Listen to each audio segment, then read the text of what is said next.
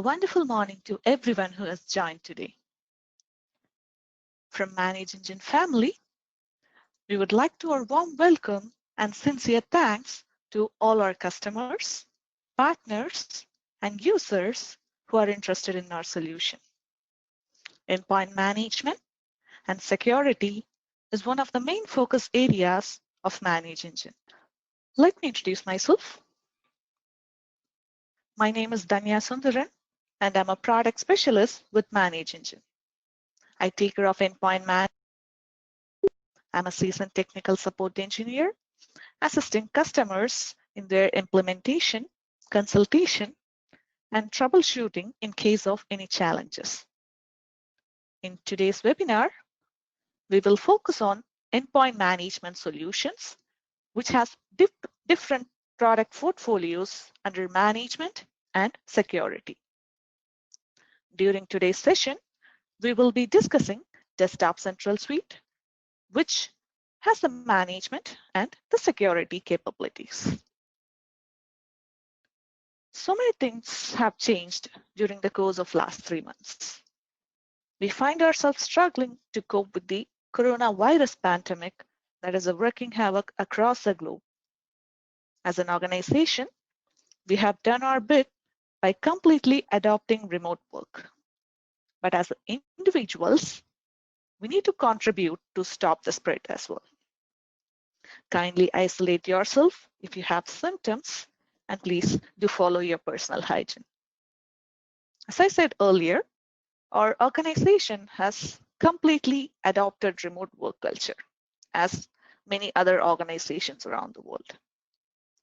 This can prove to be quite challenging for an IT administrator who now have to consider various factors before initiating any task like a deployment of an application or a patch. So, considering the current work from home scenario, there will be 3 types of users whom the IT administrators should be managing. So I have listed out that. So one is a regular VPN user who will be usually connected to the corporate network via VPN even before the pandemic situation. So for these particular users, the security policies and the required stuffs will be already aligned. Whereas on the other hand, we have new VPN users because of this work from home scenario, for whom we need to ensure the security policies before you provide the device, and also we're not sure about the bandwidth in that particular end user's environment, which will be challenging. Next, we have the users who usually connect over internet. So their work might be completely based on cloud application. They require a VPN access, and they'll also be connecting to Desktop Central directly over internet. So let's take a scenario where John, who is an IT admin, and his team is now in a similar situation. That is work from home. Since work from home is enforced, he needs to manage the 2 categories, that is the VPN and the users who is connecting over internet to achieve the task which is assigned to him. So let's see how he's going to manage his network with the task assigned in the upcoming webinar. Once again, welcome to Desktop Central training, focusing on how to tune your Desktop Central to adopt work from home scenarios with respect to software deployment. Let's look at the training schedule. We are on week 2, which is software deployment. This is one of the modules of endpoint management and security suite. We had patch management last week, and we are currently running on week 2 training. In case if you have missed our last schedule, you can always view them on the link that is shown at the bottom of the screen. If you're interested in the upcoming training, please do register yourself on the same URL. Today, let's look at software deployment. Let me quickly help you with the agenda of the session. So we will be having an overview of Desktop Central, Followed by that, let me help you with creating a report of machines where the essential work from home applications are not installed. And let's see how to install those applications, either using the software deployment templates or using the manual method of package creation. Also, how to help the end users to install software themselves using a feature called self-service portal. Then we will be having a look at the architecture behind how Desktop Central works. Followed by that, we'll share with you a few real-time scenarios and solutions with respect to software deployment. And let's wind up the webinar with the frequently asked questions about software deployment. If you have any questions during the training session, please feel free to use the chat window. I have an expert panel with me who are ready to answer all your questions. Now we'll begin with the overview. What is Desktop Central? So Desktop Central is an endpoint management solution that ensures all your endpoints are secure and enables the users to use them effectively for business. A popular research analyst called Forrester defines UEM as follows: products that provide a centralized policy engine for managing and securing employee laptops and mobile devices from a single console. In Unified Endpoint Management, you can manage endpoints in a traditional IT management fashion. This includes the patch management, application management, configuration deployment, OS deployment, tools for troubleshooting, and the other day-to-day management activities. Similarly, endpoints can also be managed with modern management. So all the modern management operating system supports modern management. It supports features like geo-tracking, geo-fencing, managing store applications, profile distribution to enforce restriction and operating system reset and recovery, and so on.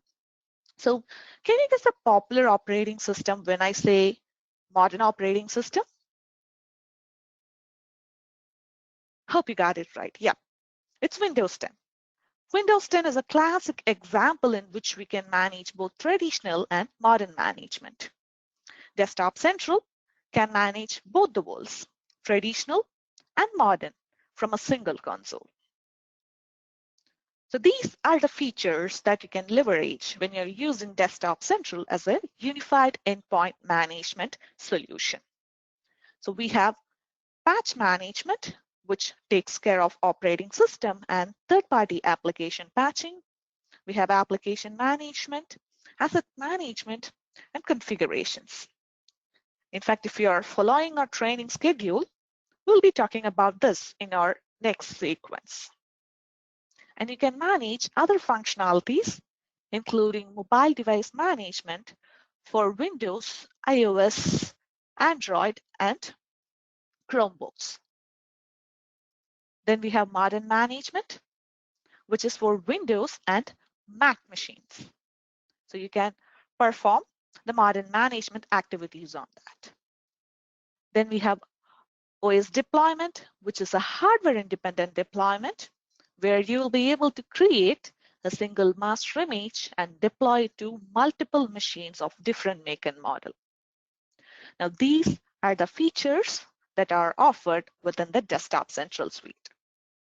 Hence, with Desktop Central Unified Endpoint Management, you will be able to manage desktops, laptops, mobile devices, tablets, servers, point of sale devices, and browser. All this from a single management console.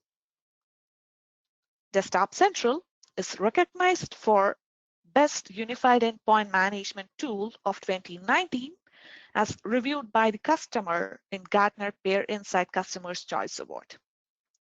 We are recognized for Client Management Tool Division in Magic Quadrant for the second consecutive year.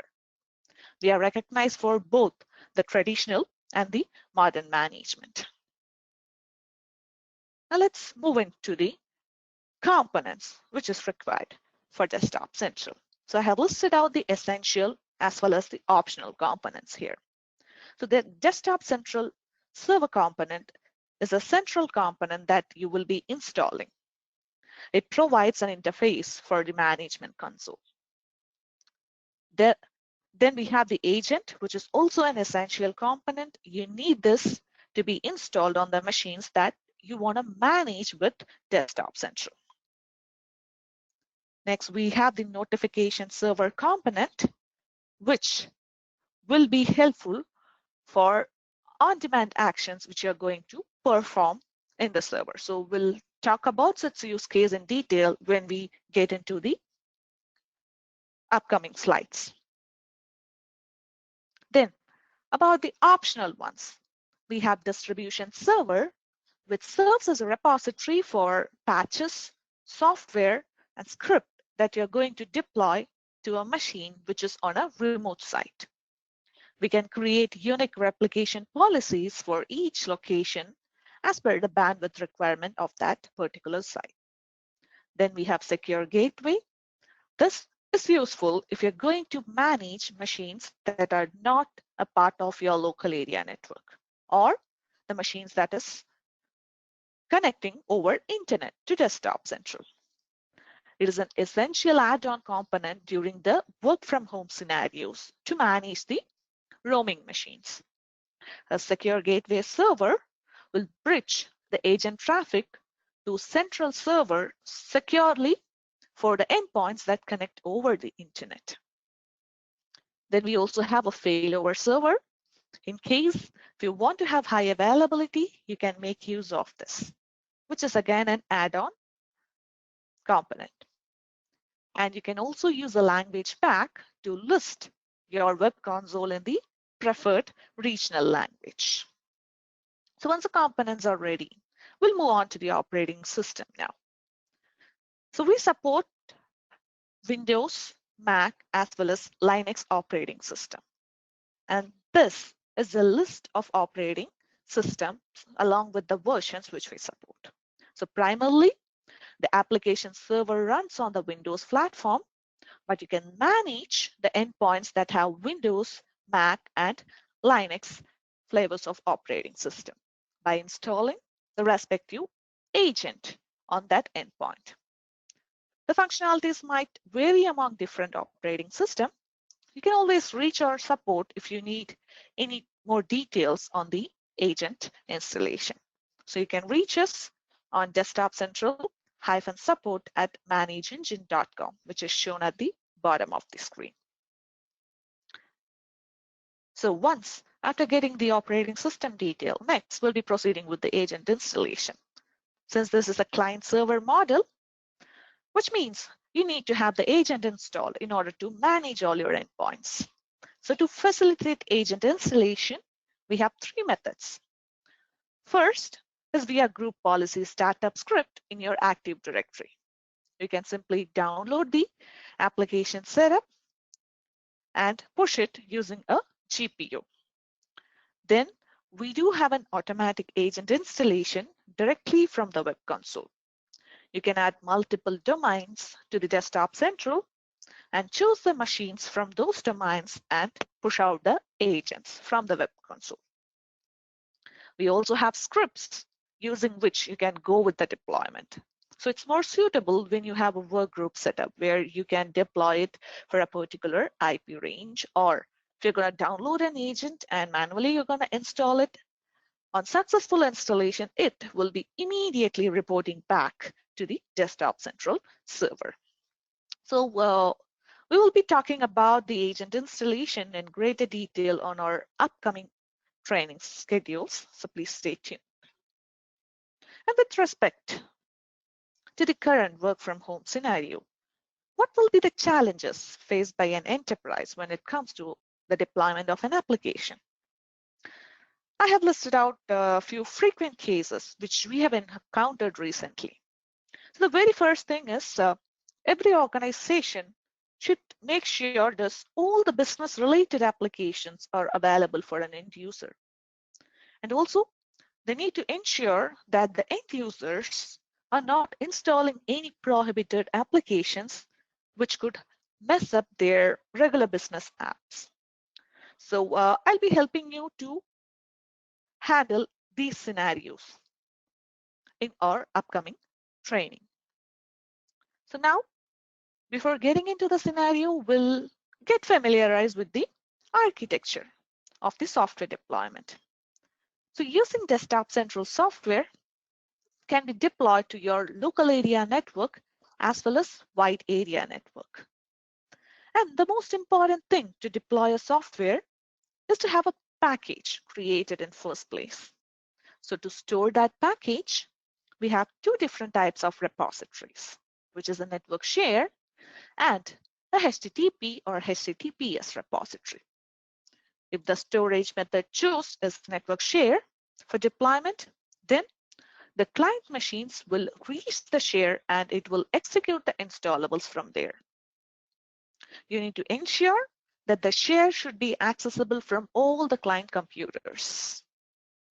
The other one, that is the HTTP or HTTPS repository, is more appropriate for deploying a software to a wide area network. The package which you create by uploading an installable from your local computer and the package which you create from the software deployment template of Desktop Central is downloaded to this HTTP or HTTPS repository. These packages from the repository is downloaded to the client machine in local area network for the deployment.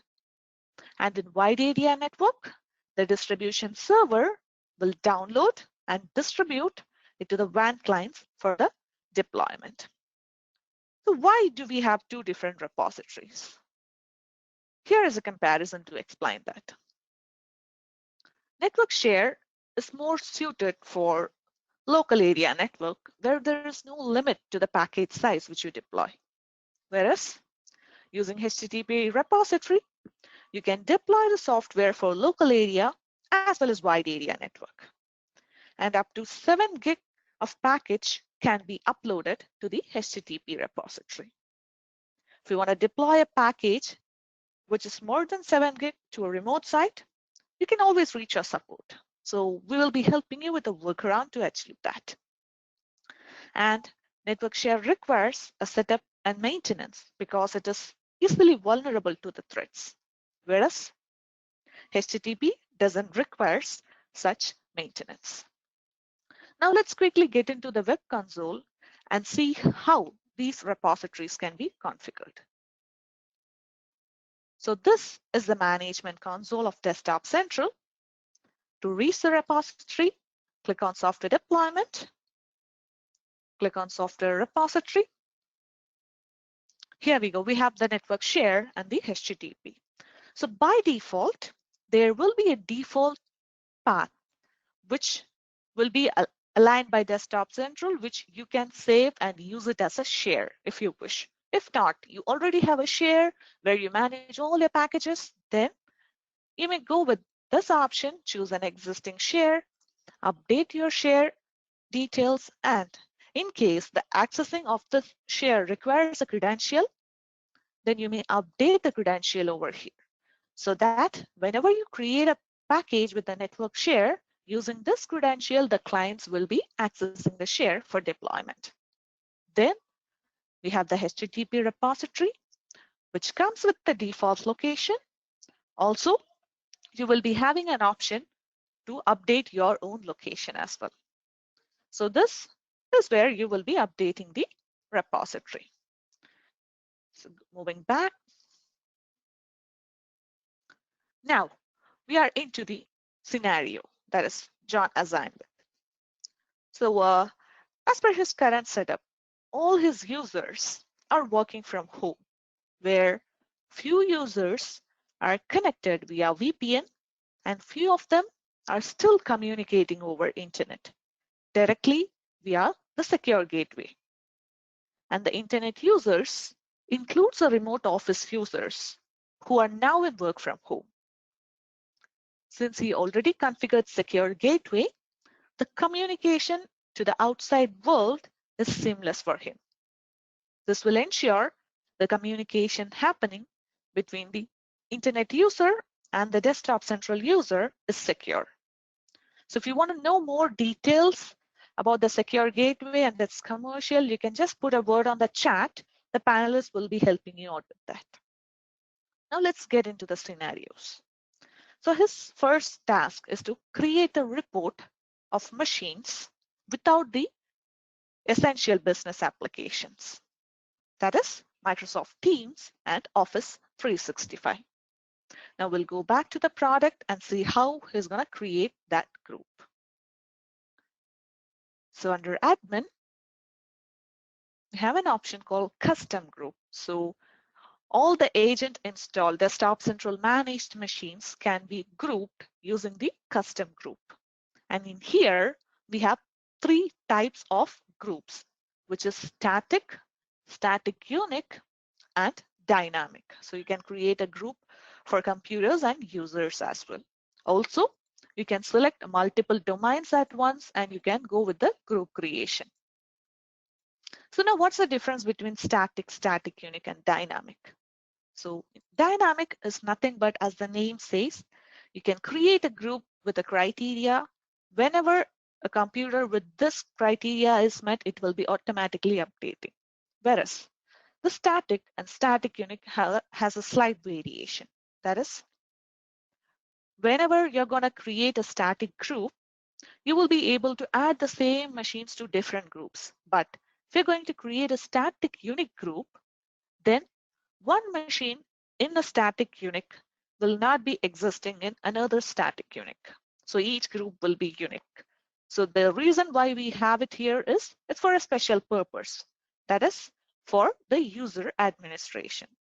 When you define a desktop central user, we need to ensure that each users will be having unique machines for the management. So when we create a desktop central user, we will be having that particular group to define a scope for the user. So this is the difference between the custom groups. Now moving back to our case. So here, we need to create a group where the required business applications are not installed. So let me go with the dynamic, where I have a criteria called software name equals to. So I want to create a group where the Microsoft Teams is not installed. And I can go with click on create. So this will list out the machine where Microsoft Teams is not installed. In here, I have already created a group for Microsoft Teams, and I have a list of machines where the team is not installed. Now this list can be exported as a report for audit purpose. Also, this group is beneficial when you go with the deployment of package. Let me show you that when we go for the next task. So this is how John will be creating the group of computers where the applications, that is the Microsoft Teams and the Office 365 applications, is not installed. So his second task, so in here, before we get into the package creation, the package can be created with two different methods, and one among that is the templates, the software deployment templates. So we have over 7,500 plus predefined templates for Windows, Mac, and Linux to create the packages. So let me show you how useful these templates when we are performing the task assigned. So his second task here is to deploy Microsoft Teams application using the templates to a specific group of computers, which is nothing but the group we created now. So we'll move back, and to create a package for software, the Microsoft Teams, go to software deployment, click on templates. So as I have mentioned, there is 7,500 plus, where we list most frequently requested non-commercial applications by our customers and the most frequently downloaded applications for the Windows, Mac, Ubuntu, and Debian flavors. So this template is nothing but it will be having the details of the application name, the version, which type of application it is, to which platform you will be installing it, and the location from where you can download the EXE or the MSI. And it also includes silent arguments to install or uninstall. So it's like a seamless installation when you go with a template package. Your task is only to click on create package and go with the deployment. And the end user will not be notified with anything since it's a complete silent installation. Now moving back to our task, we will be installing themes. So in here, I have the themes where I can go ahead and create the package. So I have already created a package. So let me show you how I'm going to install it. And you might have a question, what if the application you're looking for is not listed in here? So not to worry, in case if you couldn't find any application, just raise it as a request. So click on get your application added and raise it as a request. Our team will be checking on the feasibility and updating that to the templates. Now, moving back to the package, in here, I have already created a package for themes. So I'm selecting the package and I'm going with the installation. So if you want to deploy the package to users, you can go with user configuration. Since I'm going to deploy to my network computers, I'm selecting the computer configuration. And please provide an appropriate name to the configuration so that it will be easy for you to track on the next time. Now the selected package is listed and our task is to install, but it also has an uninstall option within it. And now how this will be installed, using which credential? What if the end user doesn't have a credential to install the application? Not to worry, by default, the application will get installed using the default system user account. In case if some application requires impersonation, then you may go with the run as user option, where you will be able to select the admin credential and go with the deployment. So this is a credential using which the package deployment will be happening. And let's consider a scenario where before you go with the deployment, you have another important patch task, or you're approaching a patch Tuesday, which required to be done before the deployment. Then you don't have to terminate this task. You can set a date for the initiation. So under scheduler settings, you can set a timing at which this task should be initiated. So even if you go with the deployment now, the task will be initiated only on the date which you have mentioned from the server. Now the server is updated. How the agent will know when to deploy this task.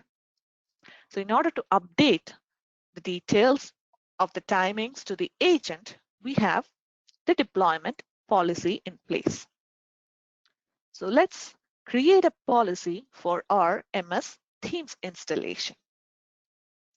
So in here, the very first thing is to provide the schedule. So which week of the month you want a deployment to be happen and which day of the week you want the deployment to be happen, you can select it and you can provide a timing at which the deployment should be happening.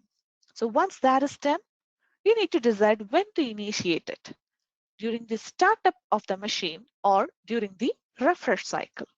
So refresh cycle is nothing but every agent will be having a 90 minutes of interval at which it will contact the server to post its status, and if there is a task which is available for the agent, it will pick and process the task. So let me explain you in detail about the refresh policy when we discuss on the architecture. Okay, so or whichever comes first, you can go with it. So once the scheduling part is done, then we have the pre-deployment activities. That is, if the machine is down, you can wake the machines up using the wake online feature and go with the deployment. But before you proceed with this, please make sure the prerequisites of wake on LAN is already done on the client. That is, you need to configure the BIOS and the software level settings before you go with the Wake Online. Then we have the option download patches or software during subsequent refresh cycle, which means I'm going to deploy the task today morning at 8. But as per my schedule, the window starts from 12 p.m. So we have a certain time between this. So instead of waiting for the window, if this option is enabled, on the next subsequent refresh cycle, the packages will be copied to the client. And when it reaches the Windows timing, it will be immediately proceeding with the deployment. So those are the two pre-deployment checks. Then we have the user notification where you will be able to notify the end user regarding the deployment. If not, it's a complete silent installation. Finally, we have the reboot policy. If some application requires reboot to have the installation effective, you may go with it. And under the reboot, you again have a specific option, that is separate option to schedule it. Or you don't want to schedule, you want to provide that privilege to the end user. Yes, you can go with postpone reboot, where you can provide the intervals to the end user so that based on their work, they can choose at what time the reboot should be happening. So the same thing goes with the shutdown task as well. So the force and the postpone option is available. And if it's a non-working hard deployment, you can just reboot the machine, and also you can shut down the machine using the same deployment task. So which helps in the power management. So you can create as many as deployment policies per your requirement. So I have already created ones for my Teams deployment. I'm selecting it and I'm going with the deployment, going with the target.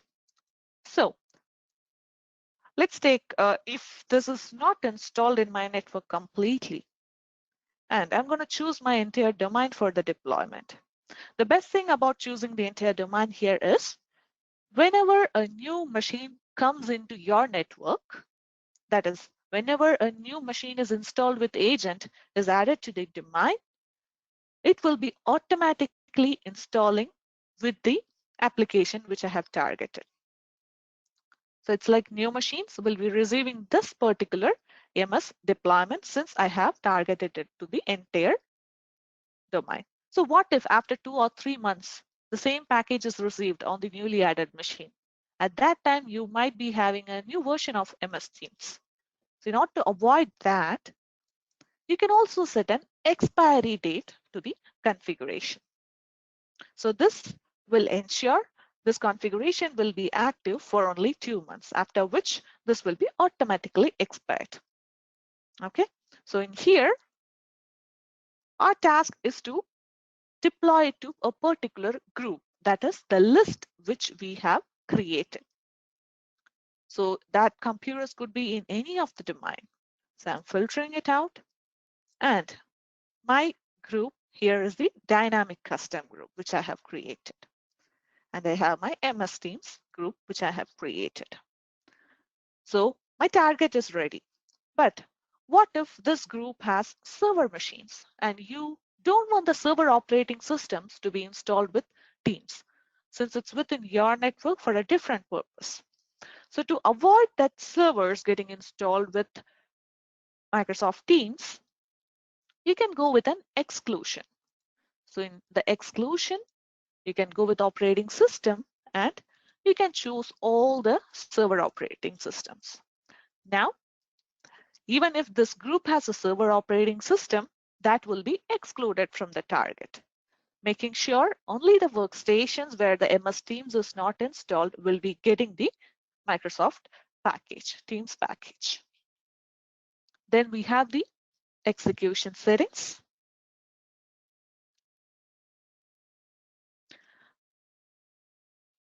So for instance, if a package installation is getting failed, and if there is a dependency for that package, that like a specific process has to be stopped before the installation, or it's like that is pending for a reboot for some other purpose, then the retry on a startup will ensure that the application is getting installed even before that particular process gets started.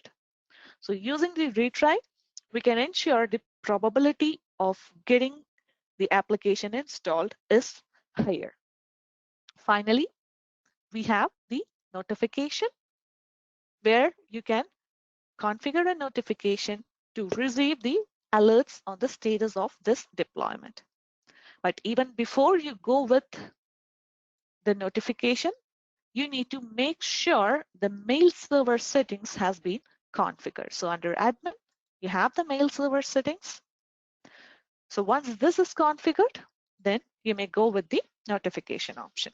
So once all your settings are done, you're ready to deploy. So in here, we have two options, deploy and deploy immediately. So deploy is nothing but when you hit on deploy, whenever the agents reach the server for the 90 minutes refresh interval, the configuration will be taken up and processed. But when you go for deploy immediately, this is where the notification service comes into play. The task will be immediately deployed onto the end user's machine. So this is how John is going to achieve his first task of MS Office deployment to a specific set of computer. So his next task, deploying business application, that is Office 365, to a specific departments. Moving back, so as I have mentioned, every application you will be having the detail on most of the application details will be on the templates. Even Office 365 is a commercial one, still I would recommend you to check on the templates because we have the commercial applications as well listed on the templates, but not with a direct download URL. We have a document which will explain you and how to document, which will explain you the details of the deployment, how you can download a package, how you can create a package, what are the arguments required. Every detail will be available in this document. So as per the document, first we need to download the Office tool. So in here, I have already downloaded the Office deployment tool. Next, we need to extract the contents from the tool. So we need to extract the exe and the XML from the tools. So in order to do that, we have the command line provided. So just open the command prompt, copy paste, and you need to change this path with the path where I have downloaded the deployment, that is the E drive, and where you want to extract that files into. So I have chosen the same path, E drive, I want to do the extraction. So once that is done, the extracted details is available now. So I have extracted it earlier. Now we have the exe and the configuration XML file. The next task would be customizing that configuration XML as per our requirement. So you can update the product keys and what are all the products which you want to include with Microsoft Office, Visio, Outlook. So what are all the things you want to include for the installation? You can update that on the XML. So once your XML is updated with the required detail, then you may proceed with the package download. For the package download, we have another command to achieve that. So in here, you need to replace the file path with the path where that exe and the configuration XML, which we have extracted. So once that path is provided, it will be automatically downloading the package to the same folder, and you will be able to get the cap files and the version files once the download is done. So this will be the downloaded files. Now I have all the required files for the deployment. So my next task is to create a package using this particular files. So let's get back to the product. In here, we have the manual package creation method for Windows and Mac, using which we will be creating this Office package. So provide the name for the package first, and we support the package creation for MSI, MSB, as well as EXE, Apex, MSI EXE, and MSV formats. So we are going to create it for an EXE. So I'm selecting it, and it's a commercial application. Now, if I'm keeping my package in the share, then I need to provide the complete location of the share along with the setup EXE. Or I can browse through the share and I can select the EXE and I can update it. Either way. But once the path of the exe is provided, you need to have the argument, right? So the argument is again available in the document. So let me copy the argument. So in here, you should be updating this path with the share location where the setup exe and the configuration XML is present. Once that is updated, please make sure to add the details of the path within a quotes. If there is a space in the file name, that could break the command. So putting it inside the quotes, we'll call it as a single command. So this is how you will be doing it if it's available on a share path. What if you want to deploy it to a wide area network over internet? Then you should be going with the local computer option where the package will be downloaded to the HTTP or HTTPS repository. So in this case, you should not be updating each and everything. And you should not be zipping the entire folder. Instead, select all the details and zip these details. So I have already zipped it and I have an Office 365 package with all the required details. Now I should be uploading this particular Office 365 zip. So once the upload is done, when I'm deploying it on the end user machine, it will copy, it will download the zip file, it will automatically extract and go with the deployment. In this case, the only change in the command line is you just have to remove the share path. The rest remains the same. So this is how you upload the package and update the installation commands. And we also provide an option for an installation. So you can provide the respective uninstallation argument for any application, and you can go with the uninstallation of the package by using the operation type as uninstall on the configuration. Next, we have advanced settings where you can update the package properties, which will be visible on the packages view. Then under the advanced option, we have the exit code. So exit code is nothing but whenever you go with the deployment, once the deployment is done, you will be receiving a success message. So how it's done? So it's nothing but once the deployment is done, the exe will return an exit code. So most of the application, the success code is 0. So when the exe returns 0, we will consider that as a success. What if the exit code differs for applications? For example, SAP doesn't goes with O as 0 as a exit code. So it's different. So in such cases, for such applications, the installation will be a success, but you still see an error message on Desktop Central. So for such scenarios, you can come ahead and you can update the respective exit code, which will show the success message. Then we have the option to choose the package architecture. Then we have a time limit for installation.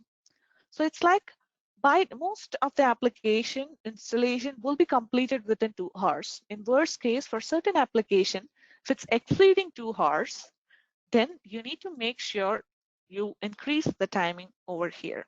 Else, after 2 hours, the deployment would be called off. Okay. These are the advanced settings available on the package. So apart from that, we have the pre and post deployment activities which can be added to the package, which is nothing but before you go with an Office deployment, you want to ensure if the system drive has enough space. Yes, you can do that. So you can go with the check disk and you can provide, I require this minimum space to proceed with the installation. So only after ensuring that the client machine have this amount of space in C drive, the installation will be proceeded. Likewise, you have multiple other options. So let's take you want to stop a particular service to deploy an application, and then after the deployment, you want to start the service again. You can do it in one shot. Just go with the services, select it, type the respective service name which you want to stop, and you can type the action. So to start it again, you have the post deployment activity where you again have the services.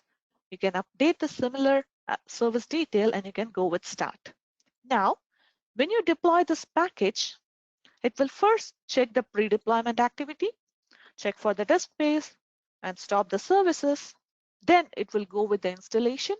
Once the installation is success, then it will go with the post-deployment activity. That is, start the services which we have already stopped. So all this will be happening in a single configuration. Okay, so this is how you add a manual package. Now for Office 365 deployment, I've already added a package, selecting it, and I'm going with the deployment.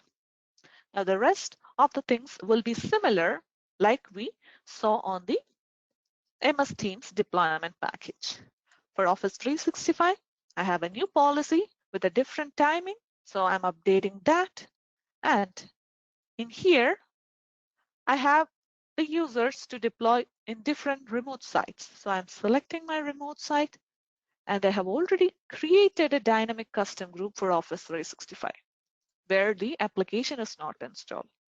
Then I'm selecting my required group, and I can go with the deployment. So this is how John will make sure all the machines where the Office 365 is not installed will get the respective application installed. So moving back,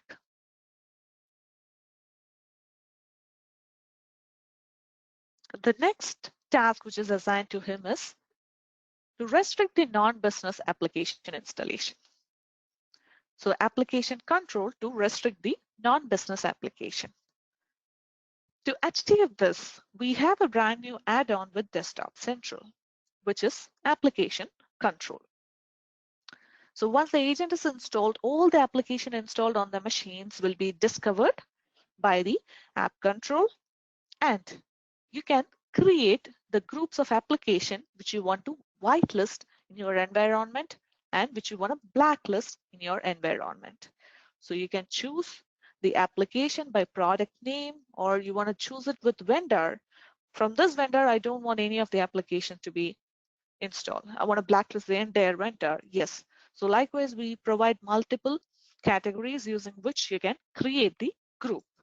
So I have already created a blacklist and whitelist groups with the application in my environment. Now I need to enforce it to the computers which I'm managing.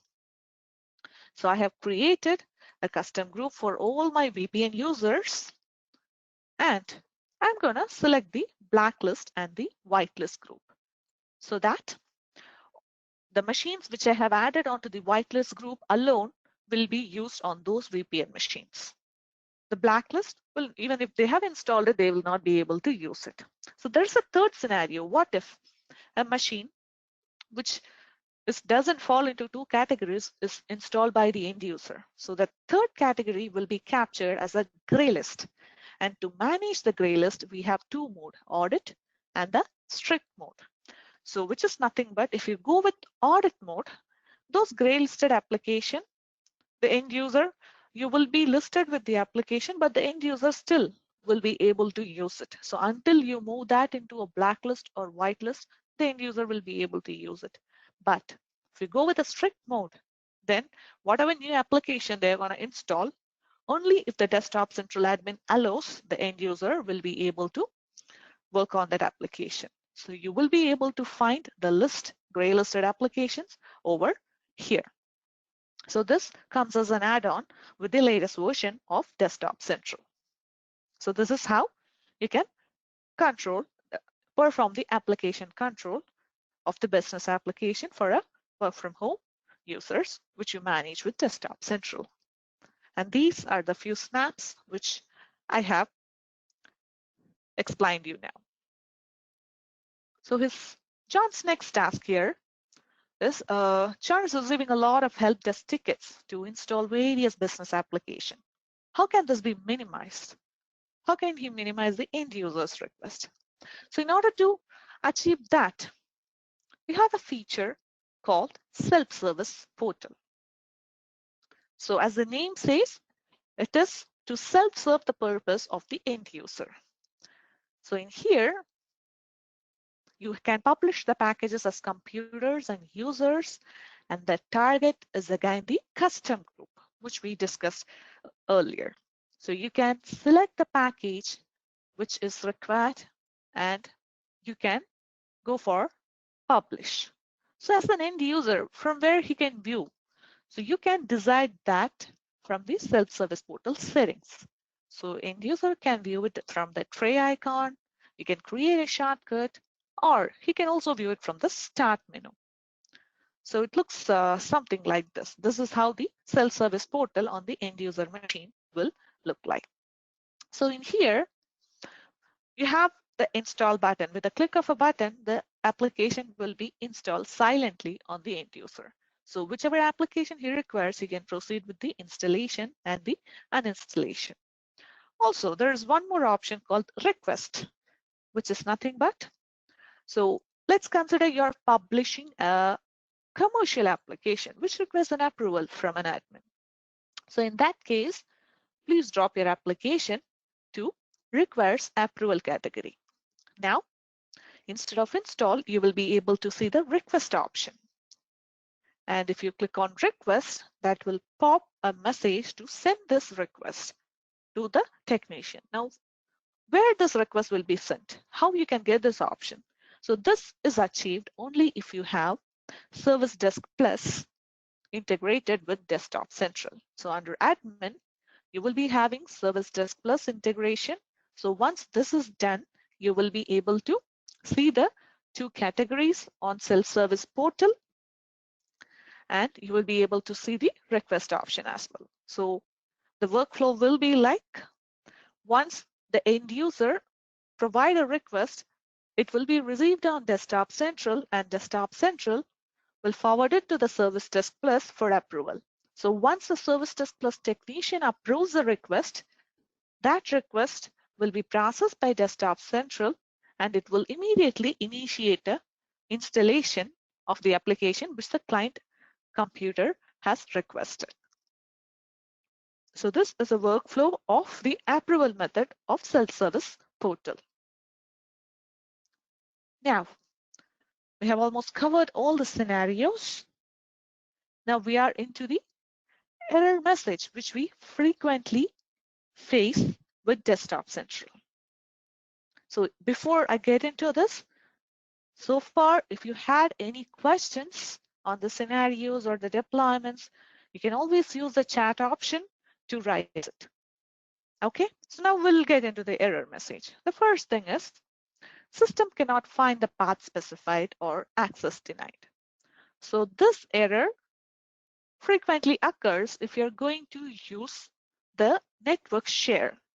So if the client is not able to access the share, or the credential specified on the Desktop Central console is not valid, in such cases, this particular error can occur. So to avoid this, go to the client, just open the command prompt, type the path and make sure if it is accessible, or you can go with HTTP or HTTPS method, which will not require these things. The next message is related to the silent argument, no silent switch or invalid silent switch. So in here, Desktop Central support complete silent installation of application.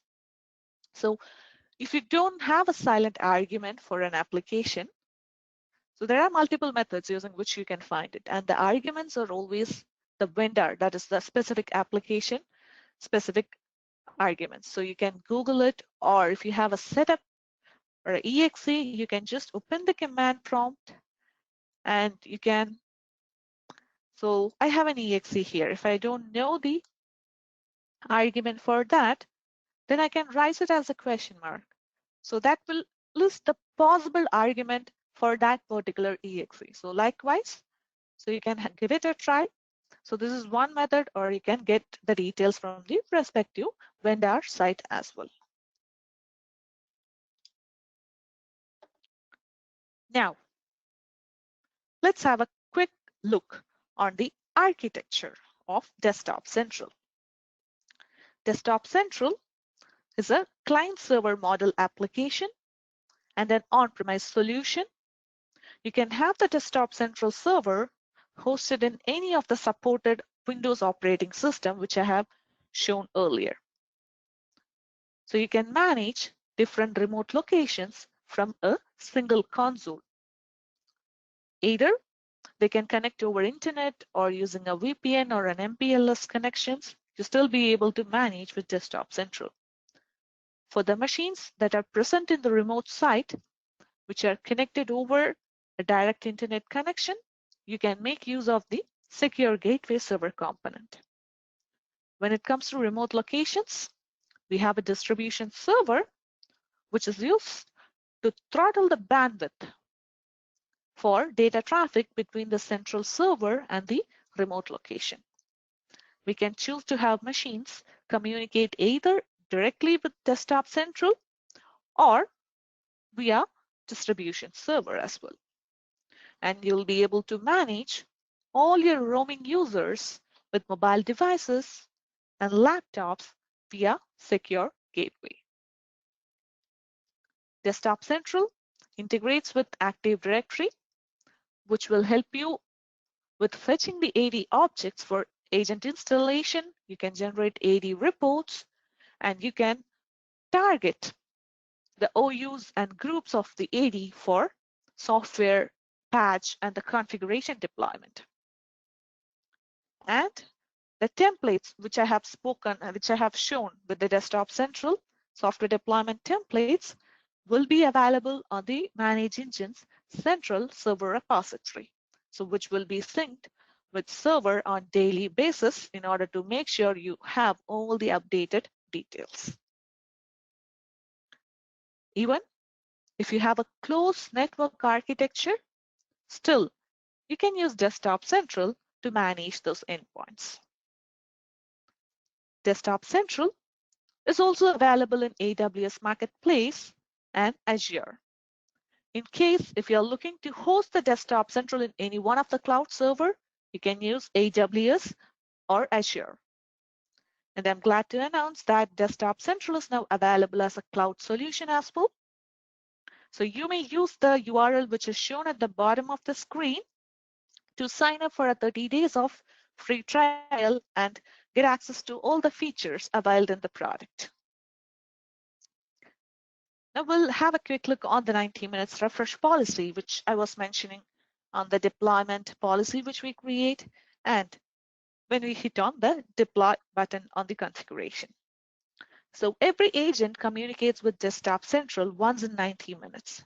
Even if you have 90 machines, 900 or even 9,000 machines, this 90 minutes will be equally divided among them, and each machine will be given a specific time to talk with server. Now the server has the intelligence to assign a time for each client to talk to the server.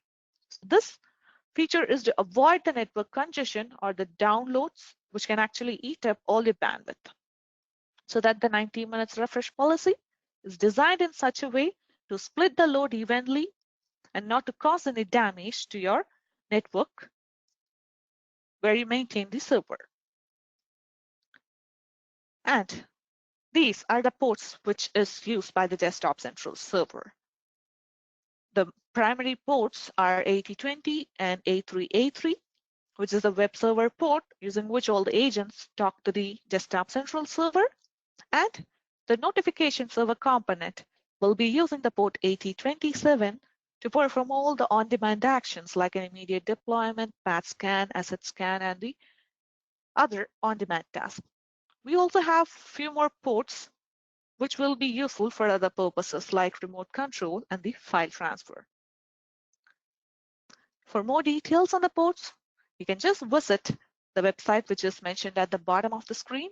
You'll be having a detailed info on all the ports we have available with the product. So that would be about the deployment and things. So now we are nearing to the end of the session where we are left with the scenarios and the frequently asked questions. So the scenario one is there a way to base install a dependency app? I have an app that needs a database install first. Yes, you can do it. So moving back to the web console, you need to go to packages and you need to select the application. So I have my application as well as the database. I'm selecting both, going with the deployment. Now the dependency here is the MS SQL. So I'm putting that as first.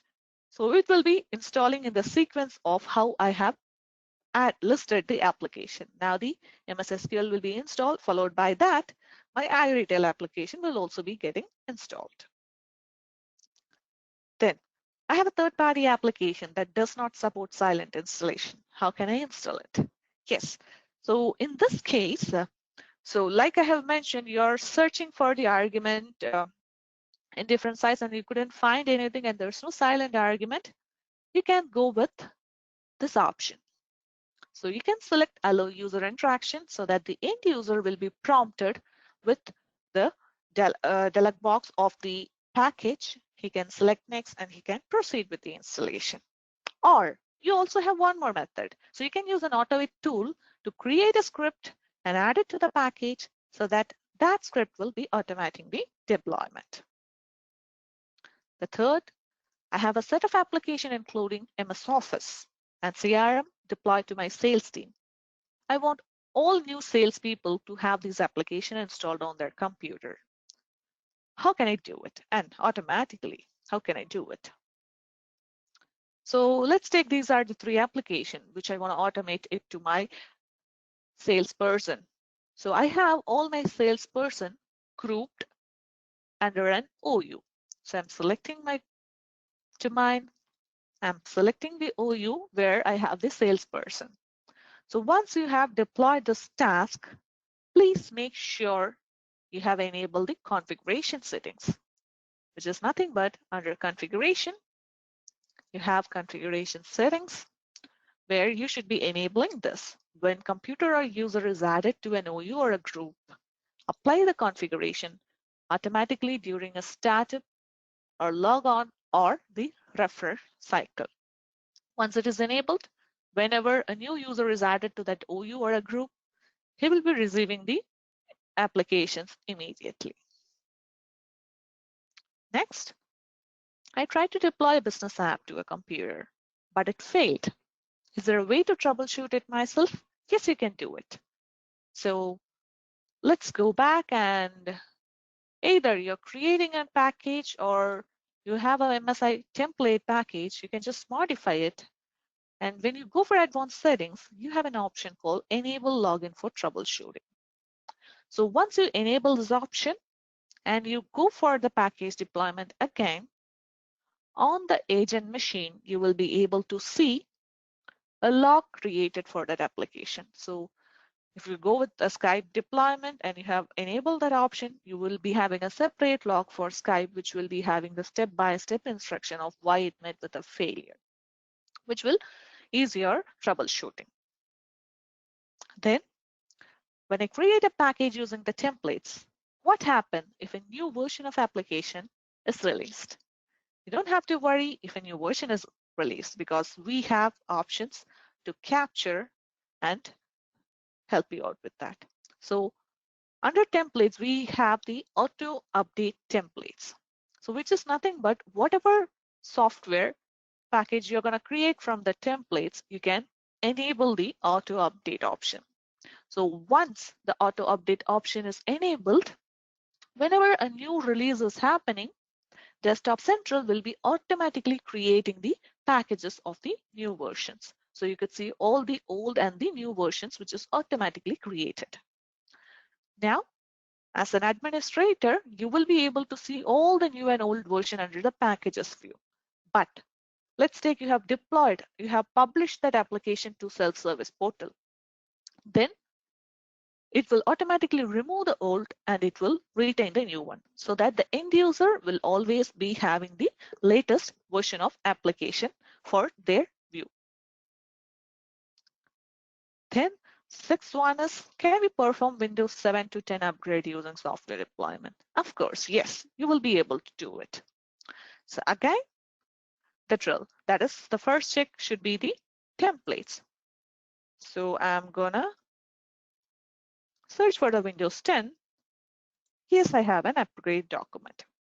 So if you click on the How to Doc, you will be redirected to the Office deployment. That is, sorry, the Windows deployment document.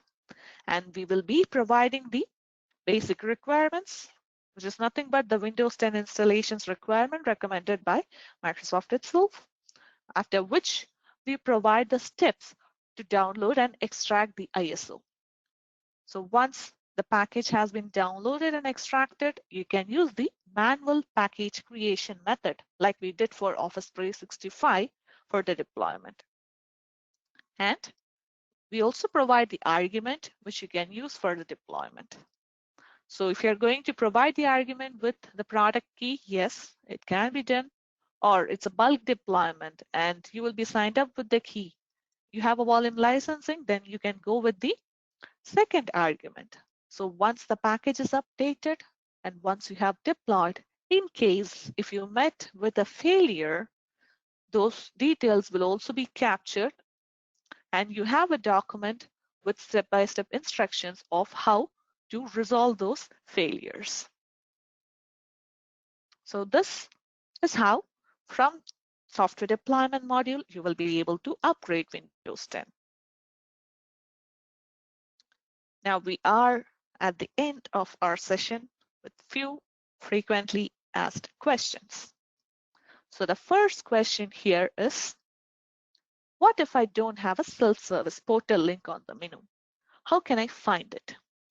If you don't have a self-service portal, then it means you're not using an enterprise or a UEM edition of Desktop Central, because self-service portal comes with an enterprise or the UEM edition. So if you don't have it, then you're using the professional edition of Desktop Central. So you can just go to the console, click on the license. That will show you which type of license you're using. So since it's a UEM, I have that option. If you're a professional, then you should be upgrading your license to get that option. Second question is, how do you monitor the status of deployment? Like how many workstations have installed and how many has remaining or failed? You can do this from the configuration option. So whatever configuration you're going to deploy will be captured over here and you will be able to see the complete status. That is, when I did the deployment and which user did, to which machines I have did the deployment, and which package I have deployed using the configuration, and is that a success or a failure. So the complete detail is available. You can also export this view using the export option available. And one more thing to add up here is, in case we want to use the same configuration for a different purpose, or if you have 100 machines added in which few has failed, you want to retry it again for the failed machine, then you can use the Save As option to create a similar copy of configuration with only the failed targets and go with the deployment. Or you want to save this particular configuration for later time, then you can go with the Save As template. Now, once the template is saved, whenever you want to deploy this configuration, you don't have to search in the list, the huge list of creations. You can just go to configuration, go to templates, and click on the user defined templates. You will be having your template. So you can click and go with the create configuration, which will replicate the exact same configuration without the target so that you can add your new targets. Third question is, if you are using a secure gateway server in our setup, do the external clients still need to connect to HTTP portal for software, or they can go directly to network share via secure gateway? So if the deployment is going to happen for external clients, then we will recommend you to go with the HTTP portal because exposing your network share could be vulnerable. And the third question is, if I want my software package to be replicated to the remote office, how do I achieve it? So the best replication path here is, let's take a configuration. So if you want to replicate it to respective site, please select the top level target as the respective site, because if you're going with the domain, then all the remote sites which is available under the domain will be replicated with the package. So there could be chances the machine which you are going to deploy will not be available on all the remote offices. It's available on one or two offices. So it's a best practice is to choose the required remote office and go with a filter and go with your deployment. Fifth one, when multiple software are deployed in a sequence, if the first package failed, does it attempt to continue? How is the notification sent back? So if the first package fails, then the deployment would be called off. And if you want to get notified, yeah, the enable notification will be helping you with that. So next question is, if you configure a schedule and the computer is not online at that time of a schedule, will it be in a queue to install when the computer comes online? So it's not a process of queue. If I have a schedule and if a computer skips that schedule, then the deployment will be happening on the next available schedule, the next day or the next hour where the schedule falls into. Seventh one, we have 11 technician license on Service Desk Plus, and we have only one technician license on Desktop Central. Is it possible to set self-service portal only with one technician license on Desktop Central? So yes, actually for self-service portal to be set, license doesn't matter. So to integrate Desktop Central with Service Desk Plus, one technician would be enough. Once the integration is completed, you will be able to see your self-service portal categorized with approval and without approval columns. So now here we have reached the end of today's training. Hope this session was useful to you guys. So please to share your feedback and rate us on a scale of 1 to 5, where 5 is the best. And please stay tuned for our upcoming training schedule on asset management, which will be conducted on June 17 on the timing mentioned on the screen. And if you guys like the training, please do spread a word on the social media platforms. And if you would like to get a personalized one-to-one demonstration with our product expert on the on-premise or the cloud product, which I have discussed on the webinar, you can register yourself on the URL which is mentioned below, or you can share your email IDs with our chat panel. They will be reaching you back to schedule the demonstration. Thank you all once again for your time. Stay safe and have a wonderful day ahead.